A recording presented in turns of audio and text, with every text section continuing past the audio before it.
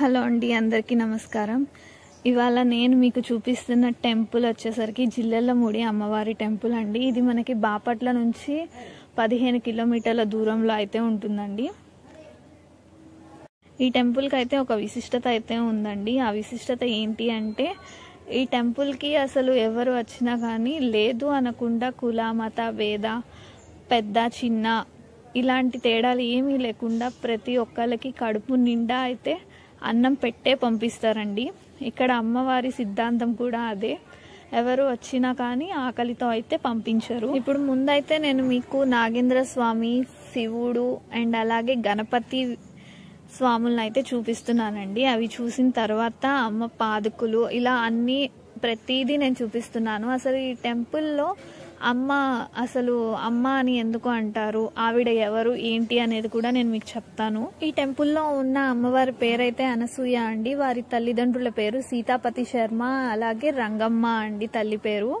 1923 మార్చి 28వ తేదీన ఈవిడ మన్నవ అనే పల్లెటూరులో జన్మించారండి. ఇది మనకి గుంటూరు జిల్లాలో అయితే ఉంది.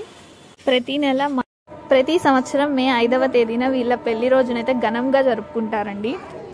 ఆమె భర్త పేరు వచ్చేసరికి నాగేశ్వరరావు అండి.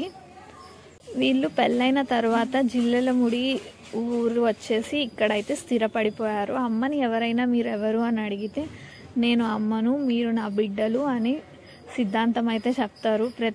అనసూయ అమ్మవారు అలాగే నాగేశ్వరరావు గారికి ఒక కుమార్తె అయితే ఉందండి. ఆవిడ పేరు హైమావతి. ఈవిడ 1944లో అయితే జన్మించారు. ఈవిడ చనిపోయిన తర్వాత అనసూయ అమ్మ ఆవిడ ఆదేశాను ప్రకారం ఆవిడ భౌతిక కాయాన్ని అయితే అక్కడే ఖననం అయితే చేశారండి. ఆ తర్వాత 1987లో అక్కడ నల్లరాతి విగ్రహాన్ని అయితే పెట్టారు. ఇక్కడ మనకి ప్రతిదీ క్లియర్గా ఉంటుంది. ఆ అమ్మ ఉన్న రూమ్ కానీ ఆవిడ స్నానాల గది, వంట గది అన్నీ. అలాగే ఇక్కడ మనకి అమ్మ దగ్గర ఏం కోరుకున్నా అయితే మనకి ఖచ్చితంగా తీరుతుందని ఇక్కడ ప్రజల నమ్మకం అండి. చాలా మంది అయితే తీరింది అని కూడా చెప్తూ ఉన్నారు. ఇక్కడ అమ్మ పేరుతో అనసూయాలయం, అలాగే ఆవిడ కూతురు పేరుతో హైమాలయం అని వాళ్ళ విగ్రహాలు పెట్టయితే మనకి ఇక్కడ చూపిస్తూ ఉంటారండి. 1958 ఆగస్టు 15వ తేదీన అమ్మ స్వహస్తాలతో అన్నపూర్ణాలయాన్ని అయితే నిర్మించారండి. ఇక్కడ నిరంతరం అన్నదానం అయితే జరుగుతూ ఉంటుంది.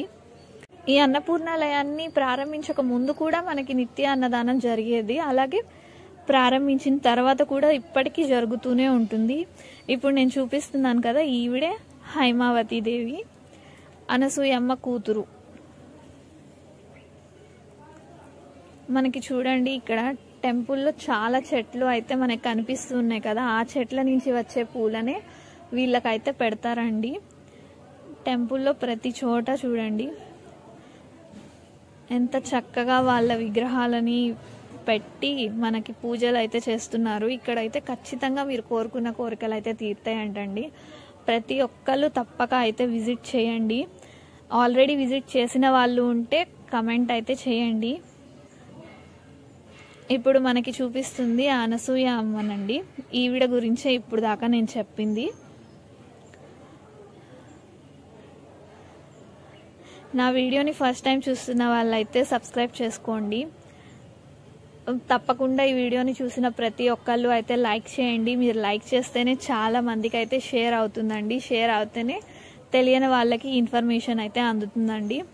అందరూ తప్పకుండా లైక్ చేయండి, సబ్స్క్రైబ్ చేయండి. నా వీడియోని చూస్తూ నాకు సపోర్ట్ చేస్తున్న ప్రతి ఒక్కళ్ళకి థ్యాంక్స్ అండి. అందరూ అయితే తప్పకుండా విజిట్ చేయండి, మర్చిపోకండి. దగ్గర లొకేషన్స్లో ఉన్న వాళ్ళైతే ఒకసారి కమెంట్ చేయండి.